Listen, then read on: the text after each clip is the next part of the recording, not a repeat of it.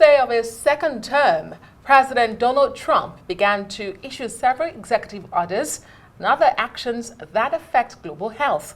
One was reevaluating and realigning United States foreign aid, which calls for a 90 days pause in new foreign assistance obligations and disbursements pending review of all foreign aid programs. Humanitarian organizations and United Nations agencies say they could face drastic curbs on their ability to distribute food, shelter, and healthcare if the freeze becomes permanent. Oh, let's bring in Professor Chris Kwaja, who is a country director at the United States Institute of Peace and a professor of international relations and strategic studies. Thanks for joining us, Professor. Thank you very much. Good evening, Nigerians. Good evening. We've seen this executive order that Trump's citing the need to realign foreign aid with U.S. foreign policy. And they say it's to root out inefficiencies. But across the world, many see this move as a move that could destabilize critical health programs. Just walk us through what this means, especially for countries or regions that are heavily reliant on some of this assistance. Yeah, thank you. The first assumption is that aid is a tool or instrument of foreign policy. For all countries across the world that are providing development assistance, or what is called foreign aid, they are doing that as part of a complete package of advancing their own foreign policy agenda. For the United States, you have the United States Agency for International Development. For the United Kingdom, you have the Foreign and Commonwealth Development Office. Don't forget that in 1987, the former military president, Ibrahim Babangida, established the Technical Aid Corps.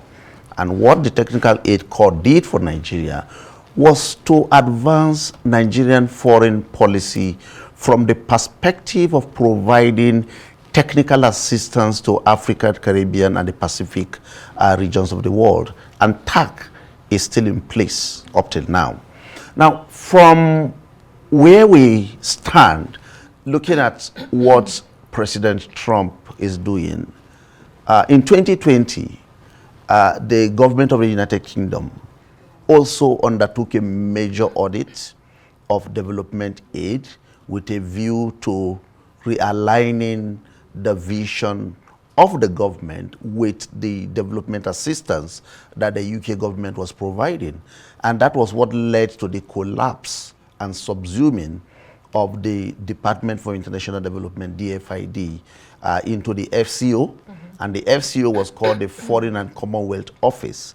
Now that measure gave birth or gave rise to what today you have as the Commonwealth FCDO, which is Foreign and Commonwealth Development Office, which is also providing the same assistance that DFID was providing, but you have the Foreign and Commonwealth Office now providing the leadership that is required. Now, in the context of what we see with the Trump administration, I think it's also trying to do that. Just last week, the Secretary of State, Marco Rubio, came out with a very profound statement to say the foreign policy agenda of the United States must align or should align with the development assistance that the United States is providing. And in doing that, three fundamental questions must be answered. Does foreign aid, does development assistance make America safer? Does it make it stronger? Does it make it more prosperous? Which is to say, when you are using taxpayers' money to provide foreign aid, foreign support, it should respond to these three fundamental questions. So part of what they are doing with the audits now is to align priorities with the vision of the big United States Agency for Professor International Kwaja, yes. Development. In answering all of those questions, for the longest, the United States has used aid as its foreign policy direction. It has used it as a tool. We have seen that many, many years before President Donald Trump. And he has set the agenda to say it's not America first as his own foreign policy under his administration. But the question really is, on the flip side of all of this, the receiving countries, such as African countries, such as Nigeria, many say they have been over-dependent on these aid that come from the United States as the single largest donor of aid across the world. So how can these African countries move away from this over-dependency as the U.S. is also shifting its foreign policy? I think Nigeria is a very good example to X-ray when it comes to what we are confronted with today.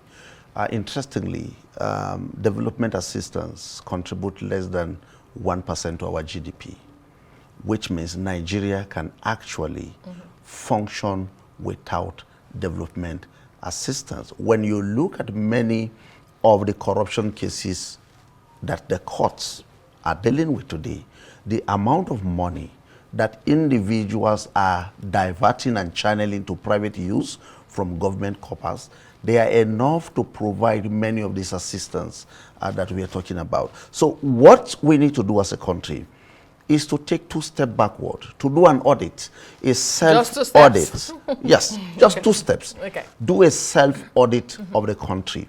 What are the priorities of this country? How do we channel resources to addressing the immediate problems we face?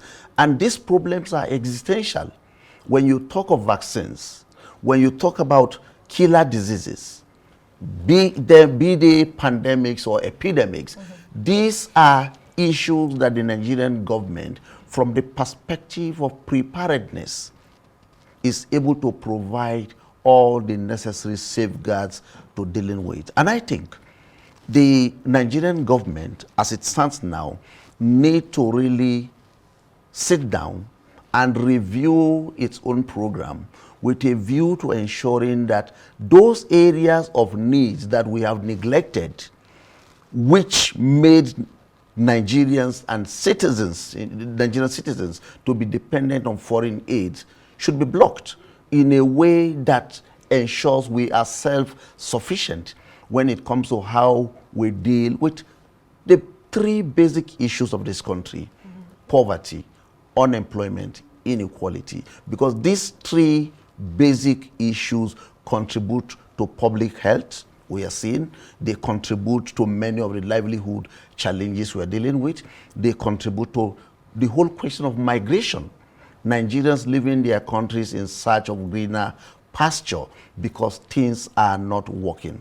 When we channel resources into providing Nigerians with those basic things that should make them live in this country, work for the country, for the betterment of the country, I think we'll be above where we are today. And just very quickly, I mean, when you say that, is that a function of prioritizing the allocation of resources, or you're also talking about the sleaze, the corruption that we see on the continent? It's a complex whole. Okay. There are many dimensions to it. Right. It's also about revenue generation, the capacity to generate, the capacity to distribute, the capacity to distribute on the basis of priorities that you've made. And the key question to ask, from the local government to the state government and the national government, what are the priorities of leadership? And are these priorities responding to the needs of the citizens? If they are responding to the needs of the citizens, how do we allocate resources effectively and efficiently to deal with those needs of the citizens? That's the fundamental question.